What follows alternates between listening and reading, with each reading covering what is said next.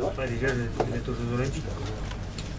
Non, vous ne rêvez pas, il s'agit bien de Stéphane Ricard, notre triple champion du monde de raquettes, qui a décidé apparemment de changer de monture et aussi d'équipement. Il est paré pour participer à un mini-entraînement avec les Rapaces de Gap. C'est sympa, on partage un peu nos sports et puis non c'est cool, c'est un sport individuel mais c'est d'autres valeurs et c'est sympa de le voir ici. Ouais, j'appréhende un peu quand même parce que en patin c'est quand même pas ma tasse de thé. Et puis surtout avec des patins de hockey en fait, j'ai jamais trop patiné avec des patins de hockey. J'ai jamais trop patiné non plus tout court, donc avec des patins de hockey c'est encore plus difficile je pense, mais ça va être bien, on va essayer. Quelques minutes plus tard, voici Stéphane sur la glace, a essayé d'effectuer ses premiers tirs sous les conseils de Norbert Abramov en personne. Une expérience qui a séduit le manager général, Sébastien Auprand. Déjà, Stéphane Garpin au alpin, c'est complètement naturel. C'est passé par un petit message sur les réseaux sociaux auquel on a répondu et on a trouvé ça sympa. Donc voilà, c'est comme ça qu'on s'est dit, si on peut donner un coup de main et aider. Et puis c'est surtout fun et sympa parce que, mine de rien, il s'est lancé dans un défi qui est quand même assez loin du hockey. C'est la demeure du patin, mais c'est un sacré défi.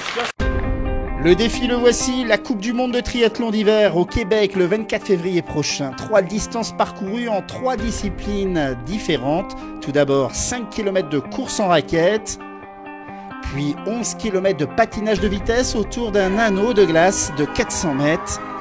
Et enfin 9 km 5 de ski de fond. Et pour ce défi, on l'aura deviné, c'est bien le patinage où il y aura le plus de travail. Voici le type de patin que Stéphane va devoir chausser et avec lesquels il va falloir patiner avec une grande cadence. C'est Norbert Abramov qui s'est dévoué pour essayer. Comment tu te sens? J'ai très très peur. Le premier sentiment c'est la peur, après la curiosité aussi. On va voir ça. Mais ça, le management, ouais. Les placements en parterre, il est essentiel qu'ils le font.